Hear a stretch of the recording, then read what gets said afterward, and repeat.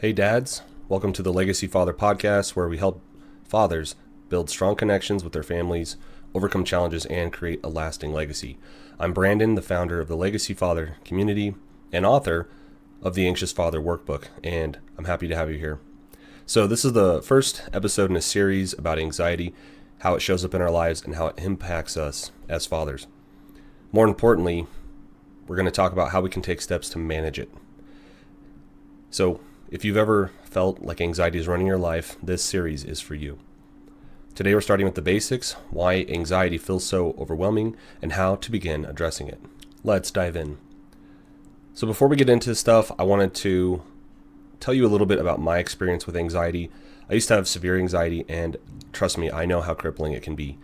For me, it all began in 2013 with a panic attack in college. And at the time, I thought I was going crazy. I thought I was having a brain aneurysm or something life-threatening. So that was kind of the moment that kicked off a period in my life full of really fear and uncertainty. Like I literally had no idea what was going on with me. So there were days I would lay in bed, too scared to move, and I would sit around scrolling on my phone. It was when smartphones first came out, and luckily social media was just taking off. So that was honestly a crutch for me that got me through a lot of times. So it's affected every part of my life, and I struggled to stay present in conversations, found myself overreacting, to my wife and things like that. So through coaching and a network of men and some of the tools and strategies that we're going to talk about today and in this series, I was able to overcome anxiety. So I want to start off with a truth that I hold near and dear to my heart, and it's that anxiety is not your enemy. It's a signal. You can think of it like a fire alarm, and it's your body and your mind's way of saying, hey, something's not right here. You got to pay attention. And so that's why we start feeling these things. That's why we start feeling all these symptoms, because your body is trying to get your attention. And I think one of the biggest problems, and at least for me for many years, was I didn't know what's setting off the alarm. I didn't know how to tap into that deeper level of my emotions to understand the source. And I got stuck in the noise. We get stuck in the racing thoughts, the chest tightness, the restlessness, or the feeling like dread, like something bad's going to happen. So anxiety can feel overwhelming because it activates our body's flight or fight response, and it floods us with adrenaline. Again, it's an alarm saying something's not right. So this response is supposed to keep us safe from any immediate danger, like a bear or something, or something wrong in your life, like a bad job situation, a bad relationship, something like that. However, when it becomes chronic and when our system reacts to everyday stressors, like someone being too loud or someone chewing their food or something, your toddler asking too many questions, that's when it's a problem. So let's be honest, men, we're often told to tough it out or just push it through. At least I was, talking to people like my dad who, he's a Gen X guy. He didn't have a lot of these sort of tools that we have today. He told me, just push through, man. Like, I don't know, just get over it, However, ignoring anxiety doesn't make it go away, unfortunately. At least in my case, it built up and it showed up in other ways, like snapping at my daughter, avoiding conversations with my wife, and I would lay awake at night some nights with a knot in my stomach. I got to a point though where I had depersonalization, right? The feeling like you're not in your own body. And that went on for quite some time. And I even had suicidal thoughts. So when it gets to that point, guys, we've got to seek help, and we've got to embrace some of these toolings that we're going to talk about today. So how do we start? The first step is recognizing anxiety isn't something to fight. We don't need to make it go away. It's something we need to understand. Again, we do not need to fight anxiety. We need to understand it. And so in my workbook, I talk about the importance of identifying the emotions beneath anxiety. So for some of us, anxiety is literally the tip of the iceberg. And what lies beneath are deeper emotions that we haven't acknowledged, like fear, sadness, anger, or even joy and happiness. It's just things we're afraid to feel. So here's a powerful question that might get you to that first step of unlocking what's underneath the anxiety. If you weren't feeling anxious or thinking about your symptoms, what would you be feeling or thinking about instead? If you weren't feeling anxious or thinking about your symptoms, what would you be feeling or thinking about instead? So for example, I'm anxious. I'm having racing thoughts. I'm laying awake at night.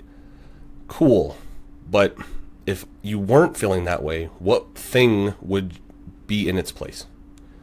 So maybe you'd realize you're scared about an upcoming work presentation, or sad because it's Father's Day and you're reminded your dad wasn't emotionally available growing up. Maybe you and your wife are on the rocks. Anxiety is often, not all the times, but often a mask for these emotions. And we're just too afraid to feel it for various reasons. But the first step is identifying it and naming what's underneath so that we can take away some of anxiety's power. Again, we're working with it and we're not going to let it control our lives.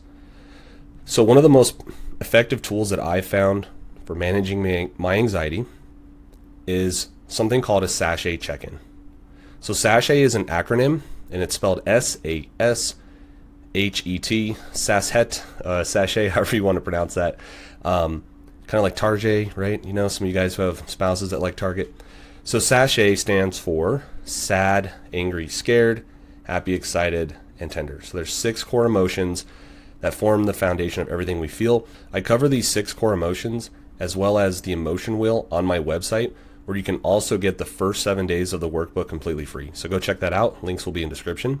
But for now, let's check out the graphic on the screen. So here's how to do a SASHET check-in. Take a moment to pause and breathe. 1 to 3 deep breaths, or maybe some box breathing, if you're familiar with that. If you're in a quiet, safe place, then consider closing your eyes. Now we're going to reflect on each of the 6 emotions and just kind of walk through them. Sad, angry, scared, happy, excited, tender. Now you're going to ask yourself, am I feeling sad right now? Why? What's some context with that? Okay, move on to the next one. Am I feeling angry right now? What's some context with that? And so on. And you can write it down or whisper it out loud, say it out loud, whatever you'd like to do. And it might sound really simple, but naming your emotions is really powerful, and it helps you to move on from feeling overwhelmed, because now you're able to understand what's really going on inside, which can possibly help us take action items towards that. So that's it for this episode, and I want you to try something today.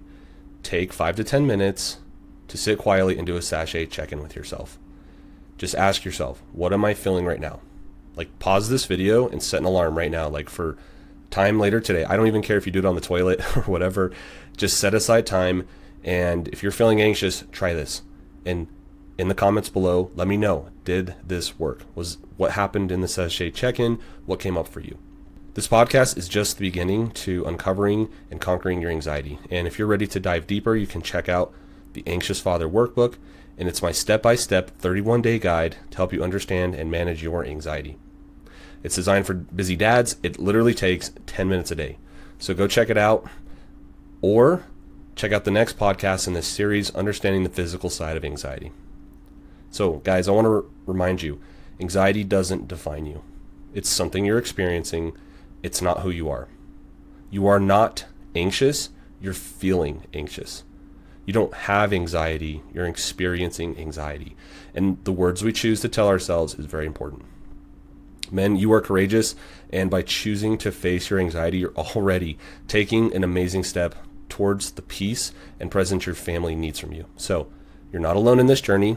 I told you, I have experienced anxiety.